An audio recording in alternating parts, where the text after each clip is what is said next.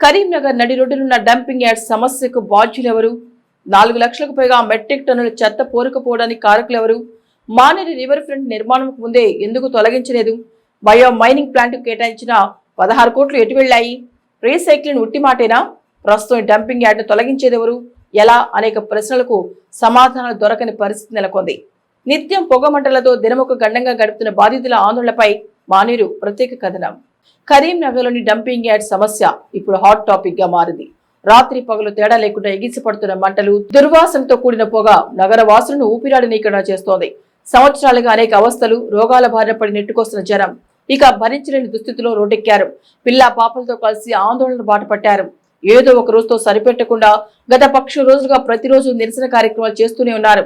అయినా అధికార యంత్రంలో కదలిక లేకుండా పోయింది.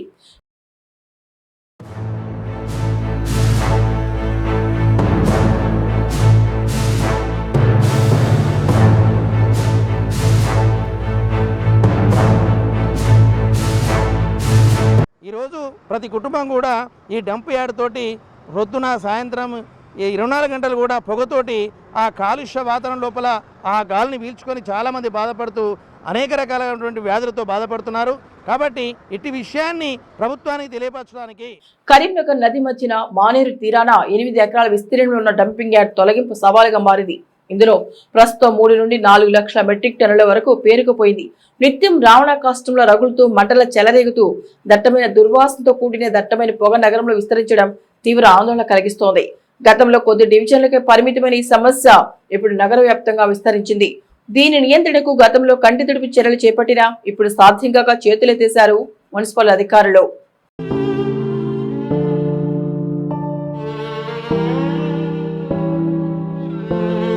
అనారోగ్యాలకు కారణమైనటువంటి ఈ డంప్ యార్డ్ను వెంటనే తొలగించాలని మేము సమిష్టిగా దాదాపు 10,000 మంది 15,000 మంది దీనివల్ల నష్టపోతున్నారు.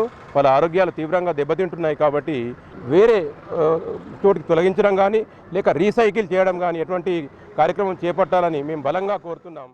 ఈ డంపింగ్ యార్డును నియంత్రించే అవకాశాలున్నా ఆ దిశగా ఏ పాలకవర్గం కూడా చర్యలు చేపట్టలేదు. నగరంలోని 60 డివిజన్ల నుండి స్వచ్ఛ ఆటోలు, ట్రాక్టర్ల ద్వారా చెత్తను సేకరిస్తూ డంపింగ్ యార్డుకు తరలిస్తున్నారు. ఆయా నివాసాల నుండి తడి, పొడి చెత్తను వేరువేరుగా సేకరించడం లేదు. దీనికి తోడు ప్లాస్టిక్, ఇతర వ్యర్థాలు, జంతు కళేభారాలు సైతం అట్లే ఆటోలు, ట్రాక్టర్లో పడేస్తున్నారు. ఇలా రోజుకి 180 మెట్రిక్ టన్నుల చెత్తను నేరుగా డంపింగ్ యార్డుకు తరలిస్తున్నారు. ఇలా 4 లక్షలకు పైగా మెట్రిక్ టన్నుల చెత్త గుట్టలా తయారైంది. ఇంత నిర్లక్ష్యంలోనూ గతంలో శానిటేషన్ లో కరీంనగర్ శానిటేషన్ అవార్డులు, రివార్డులు సాధించడం విశేషం.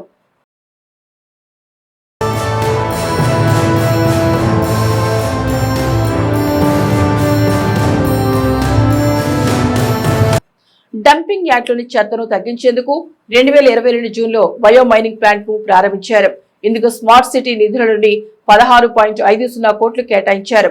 ఇందుకు 2 యంత్రాలు ఏర్పాటు చేసిన ఫలితం శూన్యం.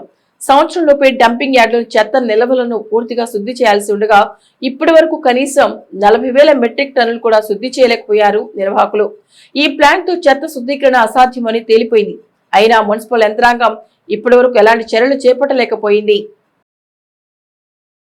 పనికి రాకుండా నిర్భయంగా నిలిపివేసిన రీసైక్లింగ్ మిషన్ ఇది ఒకటి. ఇప్పుడు ఈరోజు ఇక్కడ ఉన్న మిషన్ అయితే నడుస్తలేదు. కనీసం దీనికి పవర్ సప్లై లేకుండా అన్ని మిషనరీస్ చూడండి, అన్ని స్విచ్లు వేసే ఉన్నాయి. కనీసం పవర్ కూడా లేదు దీనిలో. మెయిన్గా శ్వాసకోశ వ్యాధులు, చర్మ వ్యాధులు, కండ్ల మంటలు, నైట్ కానీ మార్నింగ్ కానీ వచ్చేటప్పుడు ప్రయాణికులు కూడా కళ్ళలో పొగజూరి మంటలు వచ్చేసి స్కిడ్ అయ్యి అడ్డం పడుతున్నారు. విపరీతమైన శ్వాసకోశలు. దీనికి శాశ్వతమైనటువంటి పరిష్కారం వెంటనే చేయాలి. దీనివల్ల కొత్త కొత్త క్యాన్సర్ అంటే ఎవరికి ఏర్పడినటువంటి తెలియనటువంటి ఎవరికి అంతుచిక్కనేటువంటి వ్యాధులు కూడా వస్తున్నాయి. కాబట్టి 2 పర్యాయాలు మున్సిపల్లో బీఆర్ఎస్ పాలక వర్గమే పాలించింది. రాష్ట్రంలో ఆ ప్రభుత్వమే ఉండేది. పక్కనే 100 కోట్ల వ్యయంతో మానేరు రివర్ ఫ్రంట్ నిర్మాణం చేపట్టారు. రాష్ట్ర, కేంద్ర ప్రభుత్వాలు స్మార్ట్ సిటీ పనులు చేపట్టాయి.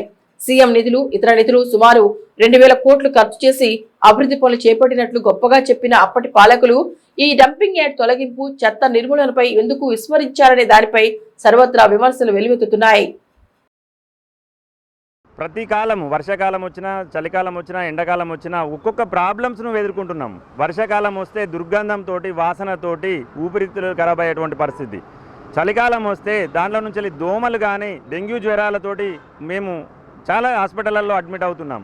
ఎండాకాలం వస్తే అందులో వేసే చెత్త కూడా మంట మండి ఆ మంటతోటి పొగ, దుమ్ము, ధూళి. డంపింగ్ యార్డ్ తొలగింప, చెత్త నియంత్రణ, ప్రస్తుతం ఏదో ఒకటిని ఎంచుకుని యుద్ధ ప్రాతిపదికన చర్యలు చేపట్టాల్సిన అవసరం ప్రభుత్వంపై ఉంది.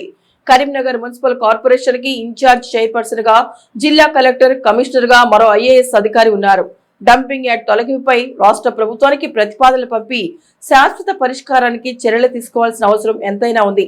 లేని పక్షంలో ఆందోళనలు మరింత ఉధృతమయ్యే అవకాశాలున్నాయి.